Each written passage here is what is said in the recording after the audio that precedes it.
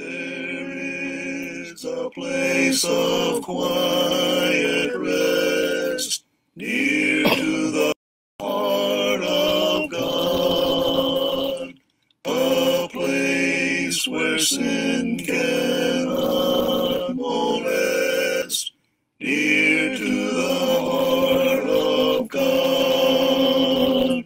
O Jesus, blessed Redeemer,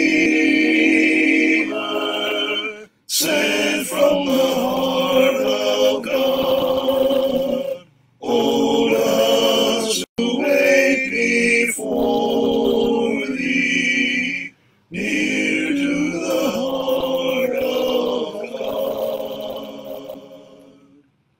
There is a place of comfort sweet, near to the heart of God, a place where we our Savior meet, near to the heart of God. O Jesus, blessed Redeemer, sent from the heart of God, hold us who wait before thee, near to the heart of God.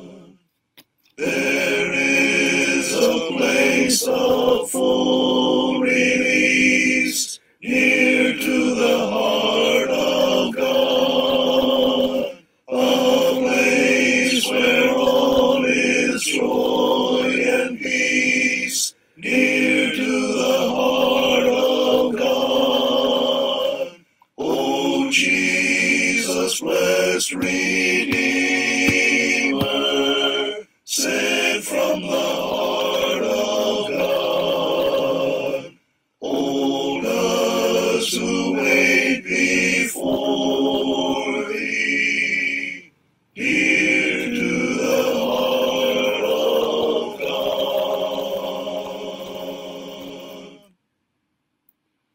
I've reached the land of corn and wine, and all its riches freely mine. Here shines a dim, one blissful day, for all my night has passed away. Oh, Beulah land, sweet Beulah land, as on the highest mount I stand, I look away across the sea, where mansions are prepared for me, and view the shining glory shore. I have my home forevermore. My Savior comes and walks with me, and sweet communion here have we. He gently leads me by his hand, for this is heaven's borderland.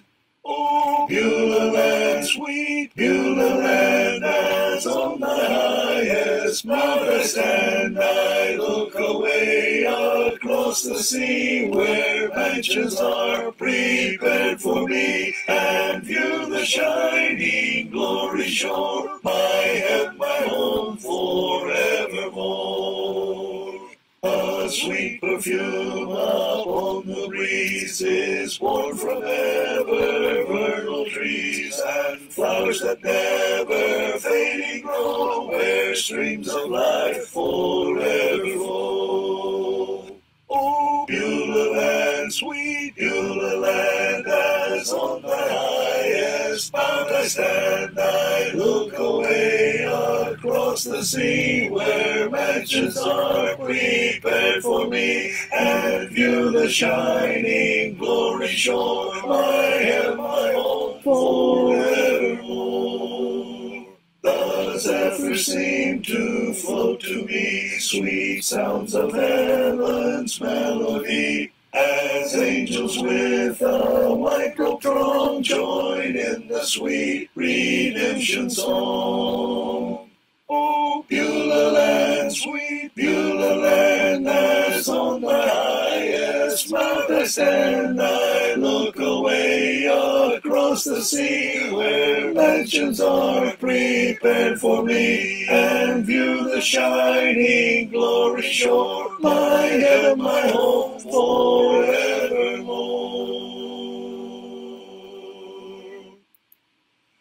I stand amazed in the presence of Jesus the Nazarene, and wonder how he could love me, a sinner condemned unclean. Oh, how marvelous, oh, how wonderful, and my song shall ever be.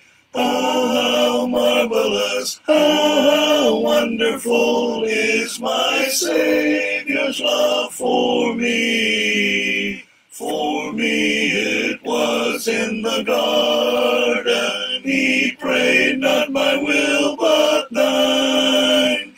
He had no tears for his own griefs, but sweat drops of blood for mine.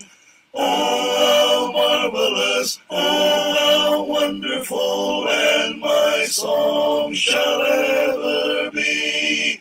Oh, how marvelous, oh, how wonderful is my Savior's love for me.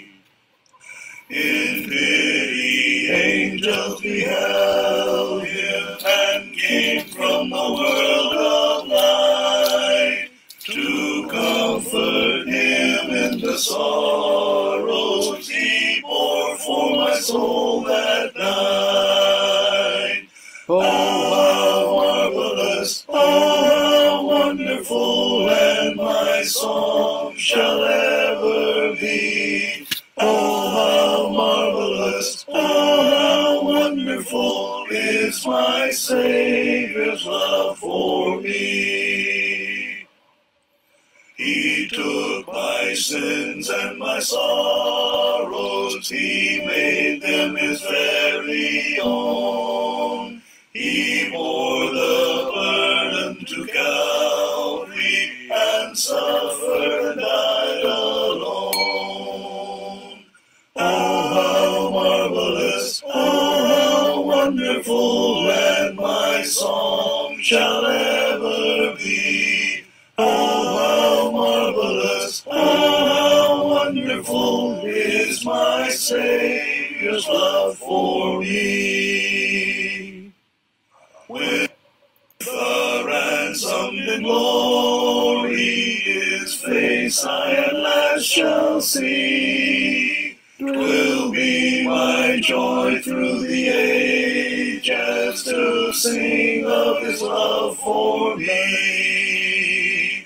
Oh, how marvelous, oh, how wonderful, and my song shall ever be. Oh, how marvelous, oh, how wonderful is my Savior's love for me. Careless soul, why will you linger, wandering from the fold of God? Hear you not the invitation? Don't prepare to meet thy God. Careless soul, heed the warning, for your life will soon be gone. Oh, yes, your life will soon be gone. Oh, how sad to face the judgment, oh, how sad to face the judgment, unprepared to meet thy God.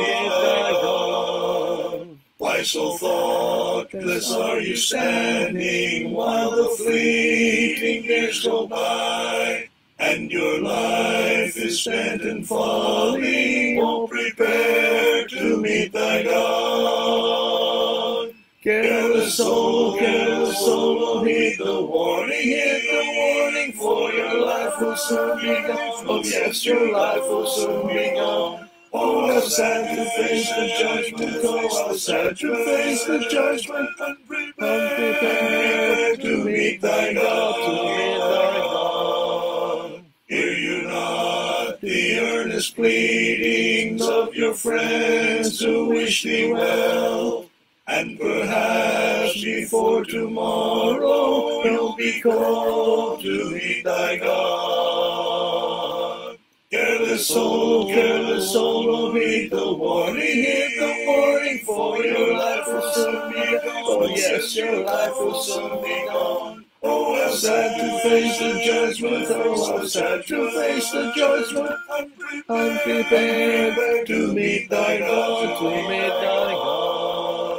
If you spurn the invitation till the Spirit shall depart, then you'll see your sad condition, unprepared to meet thy God. Careless soul, heed the warning, for your life will soon be gone. Oh yes, your life will soon be gone. Oh, how sad to face the judgment, oh, how sad to face the judgment, unprepared to meet thy God,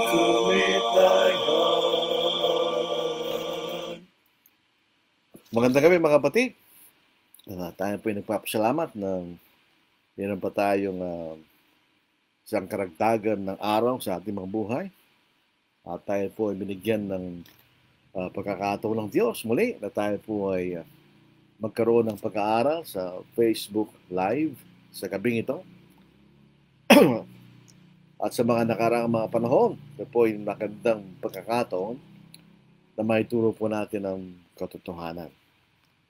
So sa ating mga kaigsuonan, maayong gabi sa inyong tanan na igsuon, sa ating mga kaubsat, naimbang na gabi, katakay amin kaubsat, sa ating pong mga waray-waray na taga Samar at bahagi ng Leyte, mamupay nga gabi, kabugtuan kang Kristo. Siyempre, hindi natin pwedeng kalimutan ang ating mga katugangan dyan sa may Bicol region. Diyos marahay na banggi sa Intugabos. Yung po mga kaibigan natin at kapatid sa pananampalataya sa may Pangasinan, Masanto siya labi at si kayon amin. At siyempre dito po sa atin, sa aming lugar, sa Pampanga, Tarlac, bahagi ng Nueva Ecija, bahagi ng Zambales, Bataan, bahagi ng Tondo, yung mga Kapampangan, may pabengi, kaya po nga. For your information, yung Tondo, ayun po, bahagi po ng Pampanga yun, ano po. Bataan, bahagi ng Tarlac, Nueva Ecija, Bulacan, yun po ay dating Pampanga. At pinaghati-hati sa panahon, later part ng panahon ng mga Kastila at lumiit ang aming lalawigan. Sa gabing ito, ang ating pag-aaralan na yung tinatawag natin Vicarious Salvation. Pag sinabi natin Vicarious, ito po ay nangulugan na kaligtasan na ginagawa ng iba para sa iyo pagkamatay mo. Mayroong ganong klaseng paniniwala. Ibig sabihin, kahit namatay ka na at hindi ka naging mabuti sa harapan ng Diyos, mayroon ka pa rin pagkakataon na ikay maligtas sa pamagitan ng mga bagay na gagawin na mabuhay para sa iyo. Yun po ay isang katuruan, hindi lamang po ng isang grupo ng pananampalataya, at least sa akin nakikita, may dalawa na naniniwala na kahit ikay patay na, meron ka pa rin pag-asa na magkaroon ng kaligtasan sa mga bagay na gagawin ng iba para sa iyo. Kaya nga, vicarious. Yung pong isang katuruan na vicar of Christ, ang ibig sabihin, kapalit ni Kristo. So pag sinabi natin vicarious salvation, ito yung kaligtasan na kapalit ng dapat sana ginawa mo ng buhay ka, pero magagawa ng mga taong buhay para sa iyo pag namatay ka na. So ito po isang interesting na pag-aaral. Kasi yung may totoo, meron pa ba tayong pag-asa? Pagkatapos na tayo namatay na at di natin nagawa ang dapat natin gawin, may pwede pa rin tayo maligtas. Yung po ang isang bagay na gusto nating bigyang pansin sa gabing ito. Unang-una ating bigyang pansin, ano po, yung sa 1 Corinthians chapter 15, verse 29. Ito po isang controversial na talata dahil sa kanyang pagkasalin. Pero isang kapatid, si Brother Mike Willis, sabi niya, ito po ay isang pagkakamali sa pagkasalin. Dahil nga po sa kawalan ng punctuation mark o dinagdag na mga nagsalin na hindi tama ang pagkalagay. Dito po sa New King James, otherwise, what will they do who are baptized? Dapat merong post. For the dead? If the dead do not rise at all, why then are they baptized? For the dead? So sinasabi ni kapatid na Mike Wills at ako'y sumakasakay sa kanya, kung hindi mabubuhay na maguli ang mga patay, ba't ka papabautis mo? Para manatili ka lamang sa mga patay. Yun ang sinasabi niya. At yun po yung tamang-tama sa konteksto ng pinag-uusapan. May isang grupo ng pananampalataya na meron silang database ng lahat ng mga saling lahi, ng lahat ng mga taong nabuhay sa mundo. Bakit sila gagastos na ganong klaseng laki ng gastos na ikaw ay gagawa ng isang database ng lahat ng mga nabuhay sa mundo? Ay napakaraming data po noon, mga kapatid. Kung yung po ay computer, napaka-supercomputer noon para may store mo yung data ng mga genealogists ng lahat ng mga tao na buhay sa mundo. Bakit nila ginagawa yan? Siyempre may layunin. Hindi naman sila basta gagastos ng gano'n na walang layunin. Dahil naniniwala sila na kahit patay ka na, kapag ang iyong descendant, gaano makalayo sa iyo, ilang generasyon na ang nakalipas, siya'y magpapabautismo para sa iyo. Kaya ngayon po yung tinatawag na proxy baptism. So hindi mo nagawa na ikay mabautismo, ano ikay buhay. Pero yung mga buhay mo magkamag-anak, na gusto ko nilang maligtas, sila yung magpapabautismo para sa iyo. Yan ang katuruan ng isang sangainang pananampalataya. Tama po ba yun? Siyempre, malalaman lang natin yan kung babasahin natin ang Biblia. Ano ba pinag-uusapan? Bakit sumulat si Apostle Paul ng 15 kabanata ng unang sulat niya sa mga taga-Korinto? Dito po dito mahalaga yung matinding kaalaman sa context. Sabi nga po ni kapatid Ron Howdrock, context is everything. And I agree. Pag kahit anong bagay, mahalaga yung context. Halimbawa, may nag-uusap na tayo, biglang sumabat, hindi mo alam kung ano pinag-uusapan nila, hindi ka tawa-tawa ka. Hindi kayo magbibigay ng mga salita sa kanila na walang kaugnayan sa pinag-uusapan nila. Ganun din sa ating pag-aaral sa banal na kasulatan. Ano ba pinag-uusapan dito? Bakit sumulat si Pablo ng ganito? Ang context po nito ay pupunta po tayo sa 12 talata. Sabi rito, may mga nagtuturo sa Korinto ng maling katuruan hinggil sa pagkabuhay na maguli. Alam po niyo itong resurrection, malimit na makikita sa bagong tipan na mali ang pagkaunawa ng mga kapatid. Meron dalawa, si Hymenaeus at Alexander o Hymenaeus at Philetus, na nagsasabi na tapos na yung pagkabuhay na maguli. Yun po isang uri ng pagkakamali sa paningin sa pagkabuhay na maguli. Ito naman taga-Korinto, merong ilan na nagtuturo, hindi lahat, may ilan na nagtuturo na walang pagkabuhay na maguli. Kaya nga po ang construction ni Pablo sa 1 Corinthians 15, yung walang bahagi, sabi niya, ito ang ebanghelyo na nagligtas sa inyo, si Kristo namatay, nalibing at nabuhay na maguli. So mahalaga na totoo yung pagkabuhay na maguli. Dahil kung hindi, yung ebanghelyo yung ipinangaral ni Pablo ay walang katuturan. At para patunayan niya ito totoo, sinabi niya yung mga tao nakakita sa pagkabuhay na maguli ng ating Panginoon. Kaya kung walang pagkabuhay na maguli kanya, may problema tayo. Dito po sa verse 12, ito yung konteksto ng talata, ng kabanata. At kung si Kristo ay ipinangangaral na binuhay mula sa mga patay, Dahil napatunayan, marami saksi na si Kristo nabuhay na magmuli. Paano ang ilan sa inyo ay nagsasabi na walang pagkabuhay na muli na mga patay? So ito po mga kapatid, lalo na po yung mga nakikinig at makikinig. Yung nakikinig at makikinig, yung present and future. Pinaiiwasan natin yung pag-usapan yung mga issue. Dahil siyempre, hindi magandang pag-usapan. Si Pablo ba iniiwasan niya itong mga issue? Hindi, kailangan ma-correct. Kung mali, yung paniniwala mo. So mali yung paniniwala nila na walang pagkabuhay na maguli. Dahil sa katotohanan, si Kristo na buhay na maguli. Ang problema niyo kanya, kung walang pagkabuhay na maguli, si Kristo hindi na buhay na maguli. Yung po sa ikalabintatlong talata.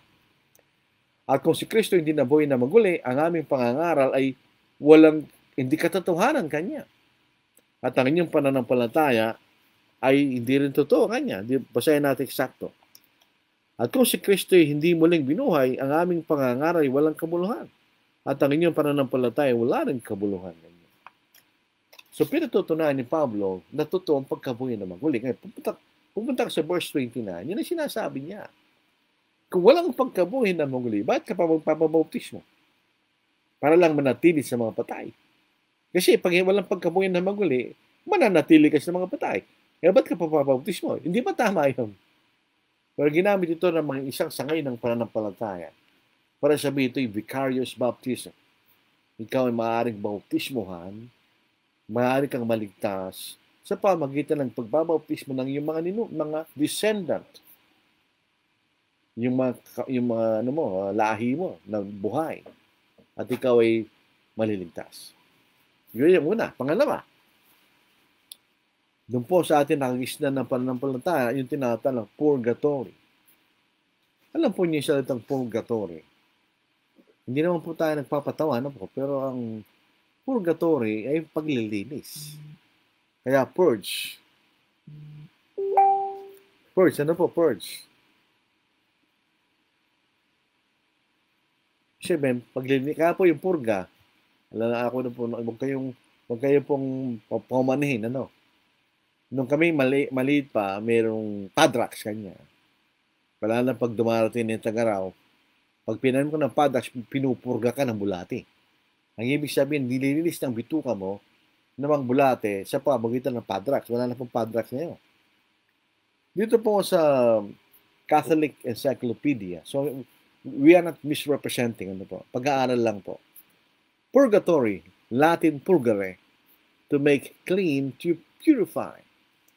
In accordance with Catholic teaching, is a place or condition of temporal punishment for those who, departing this life in God's grace, are not entirely free from venial faults or have not fully paid the satisfaction due to their transgression. Hindi na nila nabayaran ng maayos na paraan yung kailang mga pagkakasala. Yung daw po ang lugar ng tinatawag ng purgatory.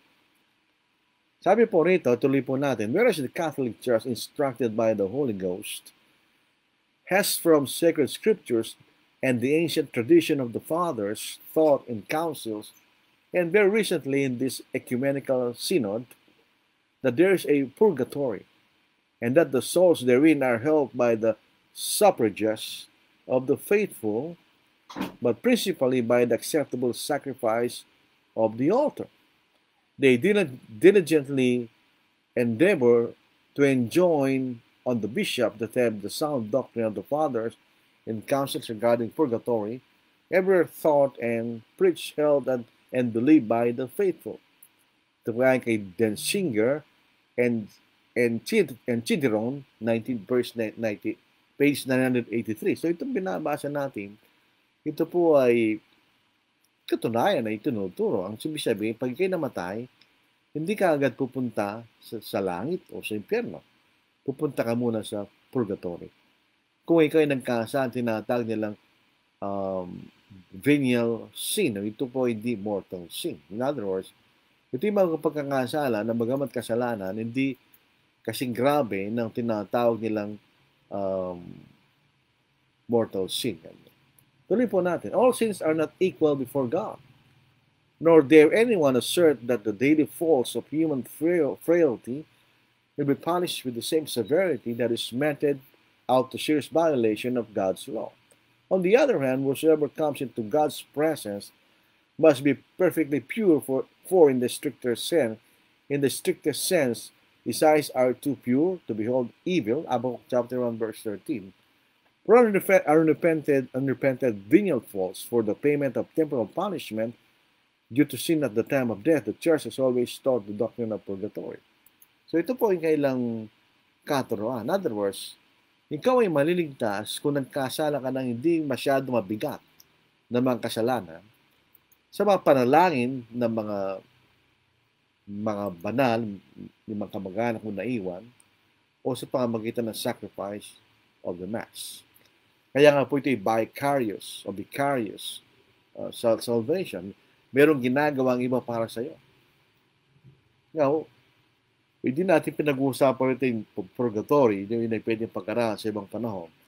Pero the concept na pag namatay ka, na nagkasala ka ng hindi gaano mabigat na pagkakasala, kay dadalhin sa lugar ng paglilinis, wala po sa Biblia. At wala rin pagkakaibang mga kasalanan sa harapan ng Diyos. Wala po sinasabing ganito klaseng kasalanan, pag ginawa mo, automatically, kay maihiwalay sa Diyos. Ito naman klaseng kasalanan, ganyan, hindi na masyadong grabe. Walang ganun sa Biblia. Pare-pareho lang pong kasalanan sa harapan ng Diyos. Pwede tayo mag-argue back and forth. Paano naman karoon yung mga pagkakamali maliit, yung ba'y katulad din ng mga grabing pagkakamali. Sa Diyos ang pagkakamali. Pero ito po ang isang malinaw na dapat natin tignan. Pag namatay ka, wala ka ng pag-asang baguhin mo ang iyong kalagayan at the time na ikay namatay. Simpleng pananalita. Kung ikay namatay na hiwalay sa Diyos, in other words, hindi ka sumunod sa kanyang kalooban, hindi ka maliligtas. Kung ikaw naman ay namatay na nasa kanyang biyaya, in other words, ikaw ay niligtas ng biyaya ng Diyos dahil kay sumunod sa kanyang ebanghelyo at ikaw ay naging tapat sa iyong buhay, ikaw ay maliligtas. Wala na dapat gawin para sa iyo. Ikay maliligtas. Ang pinupuntahan po ng mga patay ay hindi po yung lugar ng purgatorio, hindi tinatawag ng Hades. Ito po isang temporary holding place ng lahat ng namatay na naghihintay sa pagdating ng ating Panginoon. At yung pong Hades na yun ay nahati sa dalawang bahagi. Yung Hades na sa pagdurusa at yung sinapupunan ni Abraham o Abraham's bosom. Kandungan ni Abraham sa bagong salin. Yun po pinupuntahan ng mga patay. At dito kung babasahin po natin ang mga talata na dapat nating basahin. Dito sa Hebrews 9 verse 27. Pagkamatay po natin, wala na tayong ibang asahan kundi yung kahatulan. Pagkamatay natin, the next big event is the Judgment Day. Wala nang iba pa. Yun ang ating hinihintay. Tayo po'y nasa holding place na tinatawag na Hades. Ito yung espiritu ng lahat ng mga namatay. Yung mga taong walang katawan. Kasi pag namatay ka, may iwan ang katawan mo sa lupa, pero ikay pupunta sa Hades. Yan ang holding place. Doon tayo, pag namatay tayo. Pero yung kalagayan mo, hindi na pwedeng palitan. Dahil sabi po rito, sa Hebrews chapter 9, verse 27, at yamang itinakda sa mga tao ang mamatay na minsan at pagkatapos nito ay ang paghuhukom. So yun lang hihintayin mo, paghuhukom. Ano ba ang basihan ng paghuhukom? Ang Diyos po ay pagmamahal. God is love. Pero at the same time, God is just. Kung ang Diyos ay hindi pagmamahal, lahat tayo mamamatay. Lahat tayo pupunta sa impyerno. Kaya lang, nakabalanse ang kanyang pagiging matuwid sa kanyang pagiging mapagmahal. Ayaw na tayo maparusahan. So, binigyan tayo ng biyaya. Kung tayo susunod sa biyaya ng Diyos, kung tayo susunod dahil may kondisyon biyayang yon, tayo po'y maliligtas sa kaparusahan. Pero hindi tayo pinipilit ng Diyos. Kung ayaw mo, walang magagawa ng Diyos. Ikaya hatulan ayon sa yung rejection ng kanyang kalooban. Dahil meron siyang basihan. Lahat po tayo, alam natin, tayo mamamatay. Kaya sabi nga po sa Ecclesiastes chapter 9 verse 5, alam ng mga buhay na sila'y mamamatay. Sapagkat nalalaman ng mga buhay na sila'y mamamatay. Dahil nakakita na tayo ng mga tao namatay. Ako, sa edad ko na po ito, nakita ko na namatay ng aking yung dalawang lolo ko, dalawang lola, yung ibang karamihan ng aking mga kapatid ng aking mga magulang, pati aking tatay, sa aking mother side, dalawa na silang buhay na magkapatid. So, nakikita na tayo ng kamatay ng mga kaibigan, etc. So, alam natin tayo mamamatay. Yun po ay isang given. Yun po ay isang katotohanan. Sabi nga po sa Ecclesiastes pa rin, may panahon ng kapanganakan, may panahon ng kamatayan. Yun po, makikita natin. Wala tayong magagawa doon. Yun ang larangan ng buhay. Yun po sa Ecclesiastes chapter 3 verse 1. Sa bawat bagay may kapanahunan. At panahon sa bawat bagay sa silong ng langit. Panahon ng pangisilang, at yun po ay isang nakakatuwang o nakakasayang pagkakataon, at panahon ng pangmamatay. So, death is a part of life. Kung ikay manabuhay, ikaw ay mamamatay. Wala tayong paraan para maiwasan yun.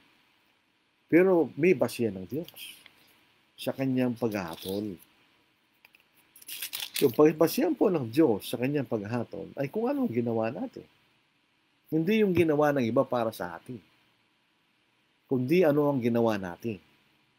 Yun po sa Ecclesiastes chapter 12, verse 13, na napag-usapan ng kayamanan, kapangyarihan, karunungan.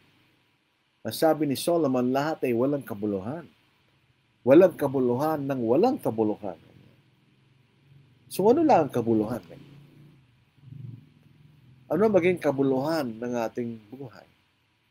Ikay naging mayaman, milyonaryo sa mundong ito. At ikay namatay. Madadala mo ba yung kayamanan mo? Ikay maging katulad lang ng patay na mahirap. Yun po sa verse 13. Ito wakas ng bagay. Lahat ay narinig, matakot ka sa Diyos. Sundin mo ang kanyang mga utos. Sapagkat ito ang buong katungkulan ng tao. Sapagkat dadali ng Diyos ang bawat gawa sa paghuhukom, pati ang bawat lihim na bagay, maging ito'y mabuti o masama. Anong basihan ng Diyos? Ang bawat gawa na ating ginawa, anong tayo buhay? Yung ating ginawa. So, makikita natin dito, nandiyan ang biyaya ng Diyos. It's available for all. Nasa siya kung gagawin mo, hindi. Kung hindi mo ginawa, that's your fault. Walang magagawa ng Diyos para sa iyo. Kung ginawa mo, wonderful. Ikay makakasama ng Diyos sa walang hanggan. Di ba yun ang totoo? Tandaan po natin, harap tayo sa Panginoon on the last day. Tayo magbibigay sulit sa Diyos, sa ating Panginoon. Sa Romans 14 verse 12, everyone will give account of himself. Ano bang ginawa mo? Ano bang ginawa mo? Yan ang magiging mas batayan ng iyong kahatulan. Meron din po sa Romans chapter 2. Dito sa Romans chapter 2, makikita natin. Meron pong sinasabi rin ng Diyos na magiging batayan ng ating kahatulan. Ano bang ginawa mo? Ano bang ginawa natin? Sino mga ibang tao, karamihan ng mga tao, minsan hindi na pinapansin. Sabi na, mamamatay rin tayo. So, ang gawin natin, tayo magpakasaya, tayo uminom, magpakasaya. Bukas tayo mamamatay. Yun ang pangkaraniwang kaisipan ng mga tao. Mamamatay rin tayo ngayon. Di magpakasaya na tayo ngayon. Bukas mamamatay rin naman tayo. That's foolishness. Nasabi po sa Romans chapter 2, ito po ang ating mababasa. Magsimula tayo sa verse 6, matatapos na hanggang sa verse 11. Kanyang gagantihan ng bawat tao ayon sa kanyang mga gawa. Tingnan nyo. Sa kanila na sa pamagitan ng pagtsatsaga sa mabubuting gawa na naghahanap ng kalalatihan at karangalan at ng kawalan ng kasiraan, ay magbibigay siya ng buhay na walang hanggan. So naghahanap sila ng kalalatihan sa langit, naghahanap siya ng karangalan at kawalan ng kasiraan o immortality, ay magbibigay siya ng buhay na walang hanggan. Yun ang kanilang ginagawa. Samantalang sa kanila na makasarili, ito yung mga taong yung sariling kasiyahan lang ang iniisip. Ito yung mga taong, magpakasaya na tayo, matanda na tayo, kailan ba tayo magpapakasaya pag hindi na tayo makatayo? Yun ang kaisipan na sinasabi rito. At hindi sumusunod sa katotohanan, walang masama sa magpakasaya. Pero kung yun lang ating gagawin sa buhay, may problema yun. At hindi sumusunod sa katotohanan, kundi bagkus ay sumusunod sa kasamaan, ay para sa kailang puot at galit ng Diyos. Actually, magkakaroon ng hirap at bigati sa bawat kaluluwa ng tao na gumagawa ng kasamaan. Una sa Hudyo at gayon din sa mga Grego, sa mga Gentiles. Subalit kalalatihan, karangalan, kapayapaan sa bawat gumagawa ng mabuti o sumusunod sa kalooban ng Diyos. Para sa definition po ng Diyos, ang paggawa ng mabuti ay yung hindi po yung iniisip natin. Ang paggawa ng mabuti ay pagsunod sa kanyang kalooban. Yun ang paggawa ng mabuti. Kasama na yung paggawa ng mabuti, tumutulong. Kasama na yun. Pero ang paggawa ng mabuti ay pagsunod sa kalooban ng Diyos. Anong mabibigay sa atin? Kalalatihan, karangalan, at kapayapaan. Sapagkat ang Diyos ay hindi nagtatangi ng mga tao. God is mercy, God is love, but at the same time, God is just. Hindi kanya ililigtas sa namang kadahilanan, kundi sa mga bagay na yung ginawa. Yun ang makikita natin. So mag-ingat po tayo sa mga bagay na ating ginagawa. Huwag tayong gawa ng mga bagay na taliwas sa kalooban ng Diyos. Dito po sa 2 Corinto chapter 5, paano ba natin ginamit ang ating katawan? Saan natin ginamit ang ating katawan? Ang tao po espiritu na nakatira sa isang physical na katawan.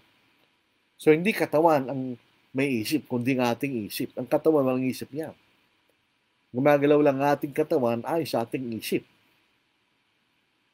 Dito po sa 2 Corinthians chapter 5 verse 10, sapagkat tayong lahat ay kailangang humarap sa hukuman ni Kristo. Pag sinabi nating hukuman, yun po yung paglilitis. Upang bawat isa ay tumatanggap ng kabayaran sa mga bagay na ginawa niya sa pamagitan ng katawan, maging mabuti o masama. Saan natin ginamit ang ating isip? Yun ay bahagi ng ating katawan. Saan natin ginamit ang ating katawan, ang ating kamay, paa, saan? Sa pagsunod sa kalooban ng Diyos. O sa pamagitan ng paggawa ng mga bagay na taliwas sa kalooban ng Diyos. Tayo magbibigay sulit kanya. Harap tayo sa hukuman ni Kristo. Dito po, wala ng Court of Appeals, wala ng Supreme Court, wala na. Dahil ang ating judge ay hindi katulad ng tao, na hindi niya nalalaman ang yung tunay na motibo, ang tunay na iniisip mo. Pero ito ang ating Panginoon na Diyos. Nalalaman niya ang ating kaisipan. So, hindi natin siya madadaya. So, anong basihan? Ang mga bagay na ating ginawa. Kaya po mga sakay ng pananampalataya na naniniwala na namana po natin ang kasalanan ni Adam, yung Roman Catholic version, kaya kinakailangang mabinyagan yung bata. Yung Calvinist version ni John Calvin ay namana mo yung total inherited depravity ni Adam. So wala kang kakayahang gawa ng mabuti o sumunod sa kalooban ng Diyos unless pupunta sa iyo ang Espiritu Santo at paliwanagan niya yung kaisipan at ikay sumampalataya. Yung po mga nagsasabi ng ganun, ay hindi sila nagsasabi sa kalooban ng Diyos. Kasi tayo po kumukontrol sa ating katawan. ang ating kaisipan, etc. So yun ang point. Hindi po natin mapapasa ang ating katwiran sa iba. Ang iyong katwiran sa ila. At ang iyong kasamaan sa rin lang. So ito po ang basis ng criminal justice ng anumang bansa. Ang criminal justice, ang paparusahan lang yung gawa ng krimen. Hindi yung tatay niya, hindi yung anak niya, kundi siya mismo gawa ng krimen. Kaya pag namatay na yung gawa ng krimen, wala ng krimen. Dahil wala ng parurusahan. That's correct. Dahil hindi mo pwedeng ma-transfer ang kasalanan mo sa iba. Alam ng batas yun. Dahil lang batas na yun ay galing din naman sa Diyos. Kung sinong responsable siya'y mapaparusahan. So hindi pwedeng yung anak mo sasabihin sa judge, mahal ko po ang ama ko, ako na lang po makulong para sa kanya. Hindi pwede yun. Yun po yan fair. Hindi naman ikaw ang nagkasala eh. So yun ang kasala ang mapaparusahan. Ganon ang criminal justice. Ganon ang Diyos. Dito sa Ezekiel chapter 8 and verse 20. Ito po ang ating mababasa. Ang tao ng kasala ay mamamatay. Ang definition po ng kamatayan sa Biblia, dalawa. Physical death and spiritual death. Hindi tayo, although may mga ilang pagkakataon na pinatay ng Diyos ang nagkasala, sa Old Testament at sa Bagong Tipan, si Ananias at Sapphira. Pero ang kahulugan ng kamatayan dito, tayo maihiwalay sa Diyos. Ang tao nagkasala ay mamamatay. Para maliwanag po sa atin. Dito po sa Efeso chapter 2, merong uri ng kamatayan na dulot ng kasalanan. Ito yung ang salitang kamatayan, thanatos. Ang ibig sabihin, separation. Pag ang pinag-uusapan ay physical death, ito yung separation ng ating spirito sa ating katawan. So it's a separation, di ba? Pag spiritual death, it is the separation of man from God. Dito po sa Santiago, James, chapter 2, verse 26. Ito yung physical death. Sapagkat kung paano ang katawan na walang spirito ay patay, gayon din naman ang pananampalataya na walang gumagawa ay patay. Pag iniwan ng spirito ang kanyang katawan, pag iniwan natin ang ating mga katawan dahil ang ating katawan nagkasakit, hindi na maaaring tirahan, o naksidente ka, nagkadurug-durug ang katawan mo, aalis ka na sa iyong katawan. Yun ang physical death. Ang spiritual death, ito yung dulot ng pagkakasala. We are separated from God. Dito po sa Ephesians chapter 2. Kayo noong mga patay sa inyong mga pagsasalasan at mga kasalanan. Kausap rito ni Pablo, sinulatan yung mga buhay. In what sense they are dead? They are separated from God. So yun makikita natin. Ang ibig sabihin dito sa Ezekiel 8 and verse 20. Ang tao nagkasala ay mamamatay. Ang anak ay hindi magdurusa dahil sa kasamaan ng ama. Hindi pwede yun. Hindi pwede maparusahan ng iyong anak dahil sa iyong kasalanan. Sometimes, he will bear the consequence. Pero hindi mismo yung kasalanan. Bawa, namatay yung tatay mo, may utang. Hindi ka magbabayad ng utang. Pero hindi ka nagkasala. Tapos, niyang ama ay magdurusa dahil sa kasamaan ng anak. Vice versa. Ang katwiran ng matuwid ay isa sa kanya at ang kasamaan ng masama ay isa sa kanya. So, salvation or punishment is personal. Hindi mo siya matatransfer. Hindi mo pwedeng ilipat ang iyong para sa kaparusahan dahil sa iyong anak. O hindi rin naman pwedeng ikaw maligtas dahil sa kabutihan ng iyong ama o vice versa. Hindi po pwede yun. It's a personal salvation. Ikaw ang mismo. Kaya pag tayo po'y namatay, kaya hindi na pwede yung vicarious o vicarious salvation. Pag tayo namatay na, wala na tayong magagawa. We cannot change our eternal destiny after we have died. Ang tanging panahon na pwede tayong gumawa para maligtas natin ang ating kaluluwa at pag tayo pa'y buhay pa. Tignan niyo sa John chapter 9. Sa verse 4, ito yung talinhaga. Kailangan nating gawin ang mga gawa niya nagsugo sa akin, samantalang araw pa. Dumarating ang gabi na walang taong makagagawa. Ginamit ng Panginoon ang sitwasyon ng panahon nila. Unlike today, kahit gabi, may nagtatrabaho, may gumagawa dahil mayroong kuryente. At that time, wala. Pagka dumilim, wala ka nang gagawin. Ganun din ang pag tayo buhay. Pag tayo namatay, wala ka nang magagawa. Makakagawa ka lang sa iyong kaligtasan pag kayo buhay pa. So the opportunity na gawin natin yan pag tayo buhay pa.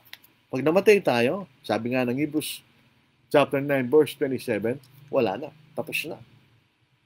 Fin. Yan ang mga Castilla, French, fin. Yan yun. The end. Finished. Yun ang makikita natin. Dito po sa isang kasaysayan, ang sabi ng iba ito isang parable, I don't think so. Ito yung mga tunay na tao. Or, si Kristo ay gawa ng isang kasaysayan na nangyayari sa tunay na buhay. Dito po sa Luke chapter 16, ano po? Ito yung kasaysayan ng dalawang tao. Yung isa ay mayaman, na hindi pinangalanan, at yung isa ay pobre o mahirap o pulubi ng pangalan si Lazarus. I don't think ito yung parehong Lazarus na kapatid ni Martha at ni Maria. Kasi yun po isang name maaaring common sa mga Hudyo. Sa Luke chapter 16 verse 19, mayroong isang taong mayaman na nagsusuot ng kulay ube at pinong linen. At nagpipista araw-araw sa maraming pagkain. Mayaman eh. At sa kanyang pintuan ay nakahandusay ang isang pulubi na ang pangalan Lazaro na puno ng mga sugat. Hindi natin alam anong lasa sugat po yan. Na naghahangad na makakain mula sa nauhulog sa hapag ng mayaman. Anong klaseng tao yung mayaman? May taong nakahandusay na naghihintay lamang sa nauhulog mula sa hapagkainan, hindi mo pinapakain. Pero by necessary inference, yung mayaman ay hindi mabuting tao. Maging ang mga aso ay lumalapit at hinihimuran ng kanyang mga sugat. At nangyari na matay ang pulubi, siya'y dinala ng mga anghel sa kandungan ni Abraham. Namatay din na naman ang mayaman at tinilibing.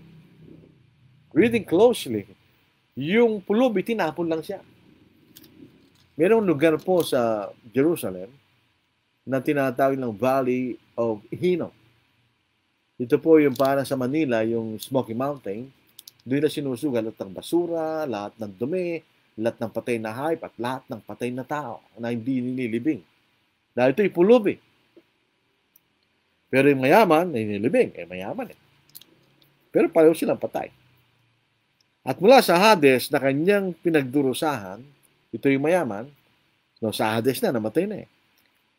Ay tumingala siya at nakita sa malayo si Abraham at si Lazaro sa kanyang kandungan. Ito yung parehong pulubi nung sa parehong buhay. So sumigaw at sinabi, Amang Abraham, maawa ka sa akin. At suguin mo si Lazaro upang itubog niya ang tubig sa tubig ang dulo ng kanyang daliri at panamigin ang aking dila sapagkat naghihirap ako sa apoy na ito. Noong may nagtanong sa akin, yung ba'y may literal na tubig at apoy? Actually, wala.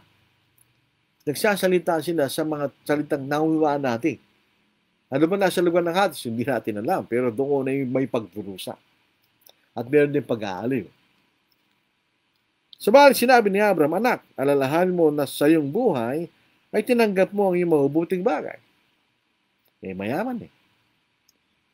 Yun po tandaan po natin. Pag ang isang tao inaagan siya yumaman at kinakalimutan niya na sumunod sa kalooban ng tinanggap na yung gantimpalan niya. Gusto niya kayamanan, nakamtan yung kayamanan niya. Pero higit pa doon, wala na siya makakamta. Ito sabi rito, di ba? At si Lazaro naman ay masasamang bagay dahil sa tuka, pulubi, may sugat sa katawan. Subalit ngayon ay inaalim siya rito at ikaw ay nagdurusa. So pagka namatay ang tao, may dalawang bahagi pinupuntahan nila. Yung Hades na nasa pagdurusa at yung Hades na tinatawag na kandungan ni Abraham na doon ay inaaliw ka. Itong pinaka-importante. Kung po sa Hades, meron siyang compartment. na hindi pwedeng lumipat yung isang bahagi doon sa kabila and vice versa. Itong sabi ni Abraham. Pag binasa natin ito, kahit ipanalangin mo ng 1,000,000 beses ang kamag-anak na namatay, hindi siya pwedeng lumipat sa kabila. Halimbawa, kung siya nasa pagdurusa at pinalangin mo siya, nagpabautismo para sa kanya, hindi pa rin siya nilipat sa kabila. Ito sabi rin, basahin po natin. Bukod dito, may isang malaking banging inilagay sa pagitan natin upang ang mga nagnanais tumawid buhat dito patungo sa inyo ay hindi maaari. Hindi maaari kanya. At wala rin mga katid mula riyan patungo sa inyo. So sabi ni Abraham, hindi kita matutulungan kanya. Hindi ko pwedeng suguin si Lazarus sa iyo. Bakit? May pagitan sa atin at sa iyo. Yung nasa inyo, sa inyo, hindi pwedeng lumipat sa amin. Yung nasa amin, hindi pwedeng pumunta riyan. Kanya. Pag nabasa natin yon at isipin natin yung ginagawa ng iba para sa kaligtasan na namatay nilang mga kamag-anak, useless, banana yun, di ba? Hindi na rin makakalipat yung kamag-anak na sa kabila. Siyempre, pag ang useless banana, yun na sagi di mo makain. So, useless. Sabi rito, at sinabi niya, kung gayon pakiusap ko sa iyo, Ama, na isugo mo siya sa bahay ng aking ama, sapagkat ako'y may 5 kapatid na lalaki, upang magpatutungo sa kanila na hindi rin sila mapunta sa dakong ito ng pagdurusa. Subalit sinabi ni Abraham, nasa kanila si Moises at ang mga propeta. Bakit Moises at mga propeta? Dahil ng panahon na yon, ang umiiral na kautusan ay kautusan ni Moises. Hindi pa yung ebanghelyo, wala pang ebanghelyo noon. Pero kung ito ilalagay sa ating kasalukuyang panahon, kung halimbawa nangyari ito sa panahon ng mga Kristiyano, nasasabihin ng ating Panginoon o ni Abraham, nandyan si Kristo at ang mga apostol. In other words, yung turo ng Panginoon na isulat ng mga apostol. Ito po ay isang metonymy. Abraham at mga propeta. Patay na si Abraham. Patay na rin yung mga propeta. Ang pinakahuling propeta ay si Malachi. Sa Old Testament, wala na sumunod sa kanya. Anong ibig sabihin makinig sila sa kay Moses at sa mga propeta? Yung kailang mga sinulat, doon lang kailang basahin. Sinabi niya, hindi ang mga Abraham, subalit kung isang mula sa mga patay, ay pumunta sa kanila, sila yung magsisisi, baka gano'n ang pagsasalita ng mayaman. At sinabi niya sa kanya, kung hindi nila pinapakinggan si Moses at mga propeta, hindi sila sumusunod kanya, hindi rin sila makahikayat kahit may isang bumangon mula sa mga patay. Practically speaking, sa kaisipan ng mga tao, kung may patay na bumangon mula sa mga patay, magtititakbo yung mga tao, hindi sila makikinig. Baka comedy nga ito, di ba? Baka sabihin ni Abraham, baka mag-stakbuhan sila kanya. Si Lazaro na patay na, biglang mabuhay kanya na. So, anong point dito? Habang buhay tayo, kailangan nating pag-aralan ang ebanghelyo ng Panginoon. Kailangan tayong makinig sa ebanghelyo ng ating Panginoon. Para habang buhay tayo makapaniwala at sumunod, tayo maniligtas. Wala na ibang paraan, di ba? So, anong konklusyon nitong kasaysayan na ito? Pag namatay ka, meron ng partial judgment. Pupunta ka na sa Hades sa pagdurusa. Hindi pa yun ang impyerno. Pero may pagdurusa na. Yung sa kabila naman, sa kantungan ni Abraham, meron ng pag-aaliw, pero hindi pa yun ang langit. Dahil yung mga ito, yung mga espiritu, walang katawan. Pagdating ng panahon, ang ating Panginoon ay darating sa pangalaw at huling pagkakataon, magkakaroon ng pagkabuhay na muli, magkakaroon siya ng espiritu ng katawan na hindi na maaaring masira. Imagine niyo, nasa impyerno ka, hindi masisira yung katawan at ikay naghihirap sa alab ng init doon, at ikay na nasa langit sa isang katawan na espiritu ng katawan, na wala ng kamatayan. So, yun ang makikita natin. Pag namatay tayo, that's it. Hindi mo ginawa yung pagkakataon na binigay sa atin ng Diyos. Binibigyan tayo ng pagkakataon. Kay Kristiyano tayo, kay hindi. Binibigyan tayo ng pagkakataon ng Diyos. Pero tayo ang gagawa. In what sense? Tayo ang susunod. Hindi pwedeng sumunod ng ibang tao para sa iyo. Ang isang mangaral, magagawa lang niya mangaral. You will try to persuade the listener, the hearer, sa katotohanan. Yun ang gagawin lang niya. Gagawin niya buong makakaya niya to persuade. Pero kung ayaw nakikinig, that's it. That's the end of the story. At magbibigay sulit yung tao yun na nireject niya ang ebanghelyo ng ating Panginoon. Akala natin wala lang yan, ganyan. Hindi totoo yan. Hindi, totoo yan. Dito sa Pangalan Thessalonica, chapter 1, verse 8, hindi po ko nakakamali. Pag hindi natin binigyan pansin ang katotohanan ng Diyos, ngayon wala pang mangyayari sa iyo. You can enjoy life as long as you want. After you die and Judgment Day, doon mo makikita, doon you realize your foolishness. Dito po sa 2 Thessalonians chapter 1 verse 8, nasa nagliliyab na apoy na magbibigay ng parusa sa mga hindi kumilala sa Diyos at sa mga hindi sumusunod sa ebanghelyo ng ating Panginoong Yesus. There's a day of reckoning. There's a day of vengeance. Gaganti ang Diyos. Nakala kasi natin, God is love. God is love. Ito yun. Pero there's a day of vengeance. Dahil gaganti ang Diyos. Kaya hindi tayo pinapaganti ng Diyos. Dahil siya mismo ang gaganti. So Romans chapter 12 verse 19. Mga minamahal, wag niyong ipagiganti ang sarili. Kundi ipaubaya yon sa galit ng Diyos sapagkat nasusulat akin ang pagiganti. Ako ang gaganti, sabi ng Panginoon. There's a day of vengeance. That's judgment day. So, huwag natin ipawalang bahala. Sabihin natin, bata pa ako. Walang bata. Bata, pwedeng mamatay yan. Yung matanda, pwede rin mamatay yan. Anyone can die. Wala namang edad ng kamatayan, hindi ba? So, salvation is personal. Damnation is also personal. Depende kung anong ginawa mo. Kaya abang buhay po tayo, kung Kristiyano tayo ngayon, we have to be serious na gawin nating tiyak ang ating kaligtasan. Sa Pilipos chapter 2, ano po? Philippians chapter 2. Kung sa kasalukuyan po, may nakikinig na hindi Kristiyano at may makikinig sa darating na mga araw. Pagdaan po ninyo po, pwede kayo magpa-subscribe sa Angeles City Southside Church of Christ sa YouTube. Meron po kaming account. Lahat po ng mga Facebook Live na nandito sa Facebook na madidelete after 30 days. Pero doon po, hindi. Doon po sila lahat. Ina-upload po ni kapatid na Richard Dionisio doon sa aming account sa YouTube. Dito po sa Philippians chapter 2 verse 12. Kaya nga, mga minamahal ko kayo, kung paano lagi nyo kung sinusunod, hindi lamang sa harapan ko, kundi higit ngayon na kung hindi nyo kasama, ay sa gawa ninyo ang inyong sariling kaligtasan. Work out your own salvation. Na may takot at panginginig because it is a serious business. Work out your own salvation. Ang sarili lang natin ang pwede natin iligtas. Pwede natin tulungan yung iba. Pero ang final decision ay sa kanila.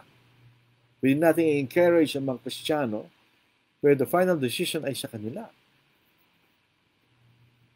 In the final analysis, yung tao pa rin ang gagawa sa sarili ng kaligtasan. Kaya nga po, bilang paalaala sa ating pag-aaral, kailangan natin gawin mismo tayo. Hindi tayo pwedeng umasa sa ating mga kamag-anak na magsasagawa ng paraan para tayo maligtas pagkatapos nating mamatay. Wala rin silang magagawa. Ikaw tayo lang mismo gagawa. Sa Mark 16, verse 15 to 16, at sinabi niya sa kanya yung mga apostol na sinugo ng ating Panginoon, humayo kayo sa buong sanglibutan at inyong ipangaral ang ibanghelyo sa lahat ng nilikha by necessary influence. Yung mga nilikha rito, yung mga tao may sapat ng kaisipan. At what age? We do not know. Iba-ibang maturity ng mga tao. Minsan kahit 10 taon lang, 11 taon, 12 taon, they can understand na sila yung mga makasalanan, kailangan nila maligtas. Minsan naman, o kulubo na, hindi pa niya naintindihan. Sabi dito, ang sumasampalataya at mabautismohan ay maliligtas. Ngunit ang hindi sumasampalataya, pero sino gagawa nun? Ikaw. Kapatid, kung hindi ka pa Kristiyano, ikaw ang gagawa nun. Hindi magagawa ng iba para sa atin. Ikaw ang mismong gagawa nun. Itong utos na ito ng Panginoon. At wag po tayo magulimahanan kung tayo po ay may mga kasalanan sa buhay natin. Pansinin ninyo, wala lang higit na kasalanan yung ginawa ng mga tao pumatay sa ating Panginoon. Meron pa bang kasalanan higit doon? Isipin niyo, pinatay nila ang anak ng Diyos. Anong klaseng karimari-marim ng pagkakasala yan? Pero this is the point. Kung napatawad ng Diyos yung mga tao gawa ng karimari-marim na bagay na yon, wala na pang kasama na higit pa doon. How about the lesser sins? I mean, hindi kasing serious nun, pero actually, sabi nga natin, pare-pare lang sa harapan ng Diyos. Eh di lalong patatawarin ng Panginoon. Napatawad niya, tingnan niya. Dito sa Acts chapter 2, verse 36. Kaya dapat malaman ng may katiyakan ng buong sangbayan ng Israel na ginawa siya ng Diyos na Panginoon at Kristo itong Jesus na inyong ipinako sa krus. Nang marinig nila ito, nasaktan ang kanilang puso at sinabi kay Pedro at ibang mga apostol, mga Ginoo, mga kapatid, anong dapat namin gawin? At sinabi sa kanila ni Pedro, magsisi kayo kanya. Hindi sinabi ni Pedro, huwag kayong mag-alala, ipapanalain na lang namin kayo. O kaya, magpapabautismo kami para sa iyo. Hindi eh. Sabi niya, magsisi kayo at magpabautismo ang bautisa sa inyo sa pangalan sa Kristo upang mapatawad ang inyong mga kasalanan at tatanggapin niyo ang kaloob ng Espiritu Santo. Nandun tayo sa verse 40. Sa iba pang maraming salita ay nagpatutungo siya at inimok. Yun lang ang magagawa ng nangangaral. Ihimukin ka lang niya sa pamamagitan ng salita ng Diyos. At inimok sila na sinasabi, ilagtas ninyo ang inyong sarili mula sa baluktot na lahang ito. Kaya ang mga tumatanggap ng kanyang salita ay binautismuhan at nadagdag ng araw na yon ng may 3,000 kaluluwa. Sino? Yung sumampalataya at nabautismuhan. Work out your own salvation. It's a personal responsibility. Hindi pwedeng gawin ng iba para sa atin, lalo na kung patay ka na. Pag tamatay tayo, that's it. That's the end. El fin. La fin. Sabihin, wala na. That's the end of the game. Kaya habang tayo po mayroon pang pagkakataon, nimok namin kayo na kayo pang hindi sumunod sa ebanghelyo ng ating Panginoon. Now is the time. Huwag na nating palampasin pa yan. Baka mayroong mangyari sa atin na hindi natin alam. Sapagkat ang buhay po natin ay parang singaw na sa daming panahon lumilita at pagkatapos ay pagdakay ng papay. Hindi natin alam ang araw ng ating kamatayan. Para po sa malapit sa Angeles City, ang aming pong lugar ay sa Avocado Road, Trinidad Village, Angeles City. At ang araw siyempre linggo yan. Ang oras po ay alas 9 ng umaga, sa umaga at alas 5 ng hapon sa hapon. Inaanyayahan natin kayo. You're welcome. We're inviting you para makinig po sa salita ng katotohanan. Maraming salamat po sa inyong pakikinig. Ang talagang plano kong ipangaral yung the attitude of preaching. Pero parang naipangaral na po yun. Kaya ito isang pangangaral ng invitation sa mga nakikinig na sana po huwag nating palampasin ang paanyaya ng Panginoon. Bago po tayo pumunta sa awit, tingnan po natin, i-check po natin ang ating mga comment. Edna Villamayor, namimiss na po namin ang si Brother Noe, Sister Edna at ang kailang pamilya. Matagal-tagal na rin po nung sila lumipat sa Dolores, Quezon. Magandang gabi po, Brother Lordy, sa mga kapatid. Magandang gabi rin po, Sister Edna, at sa mga sa Villamayor family sa Dolores. Ibanez Senior Sani, magandang gabi po sa inyong lahat. Magandang gabi rin, Brother Sani. Solidad Ugale, Manao, magandang gabi po, brother. Magandang gabi rin po. na ibang gabi. O dyan Ocampo, good evening po. Good evening din. Actually, anong oras na? Alas 8, minus 5. Hindi pa gabi kina all dyan po. Lady Teresa, na ibang gabi kada kay Amit Kabsat. Magandang gabi sa inyo lahat mga kapatid. Ruben Timuran, good evening po. Esther Floresca, also known as Tiang. Good evening po. John Bautista, good evening. Good evening din, Brother June. Capel Ortiz, maganda ngayon po sa ating lahat. Ito po ay kasama ni Brother June sa Cabanatuan City. Nida Villamin, maayong gabi, Brother Lordy. O sa tanang kaigsuonan ko kang Kristo. Ang ibig siya, magandang gabi, Brother Lordy, at sa lahat ng mga kapatid ko kay Kristo. Yun po ay salitang Bisaya. Manuel Nazareno, good evening po. Liaka Collis, ito po yung Sister Dalia Calvin. Blessed evening, Brother Lord, sa lahat ng nakasubaybay ngayon. May God bless us all. Amen. Mendik Kanono, maya pa ba, kaya katama ang kamampangan po yun. Katulad po ng sinabi ni Brother Nolito Teresa, ibig sabihin, magandang gabi sa ating lahat. Bilbar Jmar, good evening po. Ito po yung mga sa Sapang Palay, Bulacan. Regime Arguelles, good evening, brethren, and Brother Lordy. Good evening din sa iyo, Brother Regime. At Jeremy B. Joji, salamat po sa maaral, walang anuman, walay sapayan, awan na niya na. Sa pampangan, alang nano naman. Maraming salamat sa inyong mga magbati. Nearer, still nearer, close to thy heart. Draw me, my Savior, so precious thou art. Fold me, oh, fold me close to thy breast. Shelter me safe in the haven of rest. Shelter me safe in the haven of rest. Nearer, still nearer, nothing I bring, not as an offering to Jesus my King. Only my sinful, now contrite heart, grant me the cleansing thy blood doth impart. Grant me the cleansing thy blood doth impart. Nearer, still nearer, Lord, to me thine. Sin with its follies I gladly resign.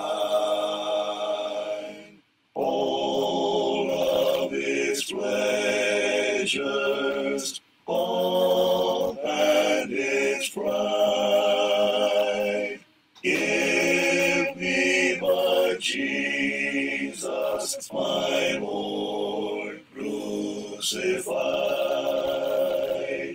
Give me but Jesus, my Lord, crucified. Nearer, still nearer, while life shall last, till safe in glory my anchor is cast. Through endless ages, ever to be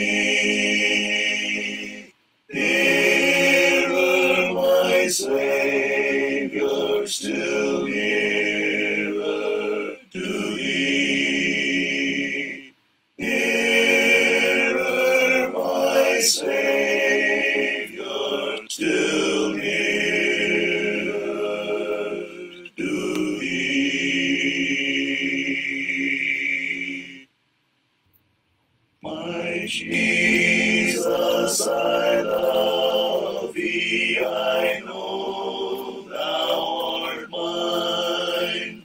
For thee all the follies of sin I resign. My gracious Redeemer, my Savior art thou. If ever I love thee, my Jesus is now.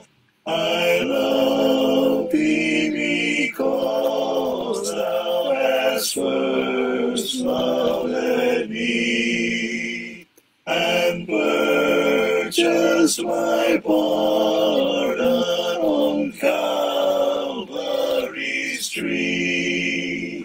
I love thee for wearing the thorns on thy brow. If ever I love thee, my Jesus, 'tis now.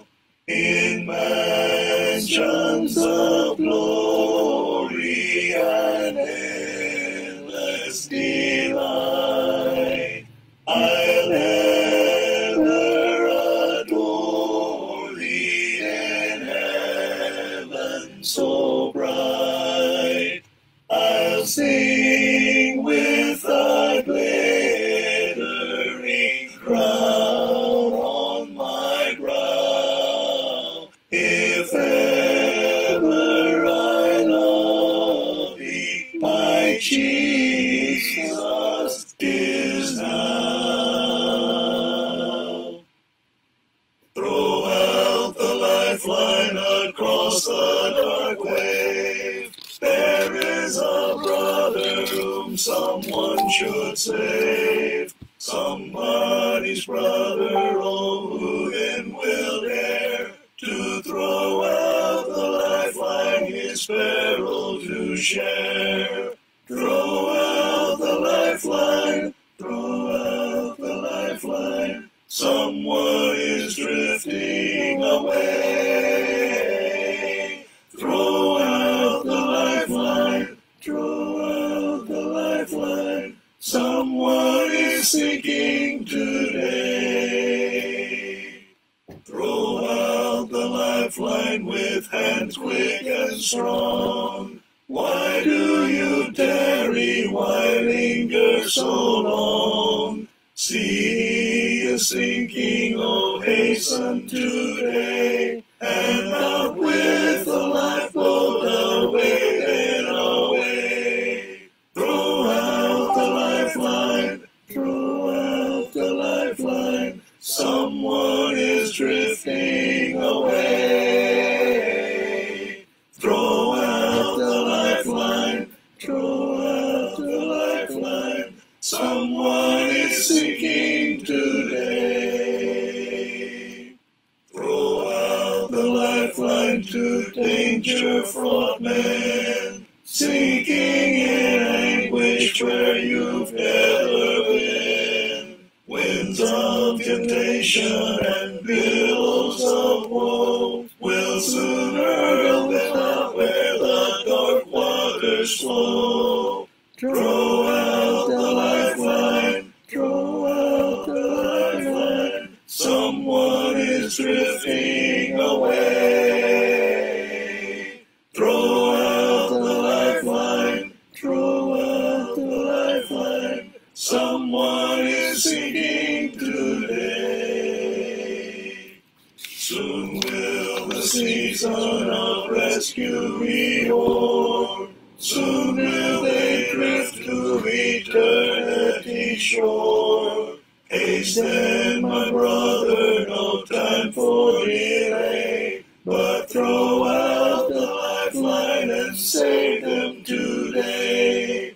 Throw out the lifeline, throw out the lifeline. Someone is drifting away. Throw out the lifeline, throw out the lifeline. someone is thinking today. Maraming salamat po mga kapatid. So, alam na po, 9:10 na po. So, tapos na po ang ating pag-aaral po sa gabing ito. Maraming salamat po sa inyong pakikinig. Daghang salamat sa inyong pagpaminaw. Gamanak, mga kakabsat, nakalang salamat. Kayong kapatid. Tayo po ay magkaroon ng maikling panalangin. Maraming salamat po sa oras na ito na inyong ginawat sa amin sa pag-aaral po niya mga salita.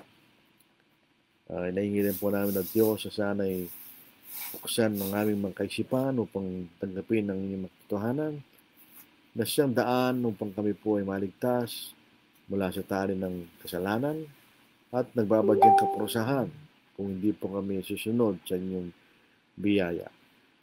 Salamat po Diyos sa lahat ng pisikal na biyaya na aming tinatamasa sa mga pangangailangan ay pagkain, tahanan, damit. Sana po ay maging masaya kami sa mga bagay na inyo binibigay sa amin. Patawahan nyo kami sa mga pagkakasala, sa mga pagkakamali.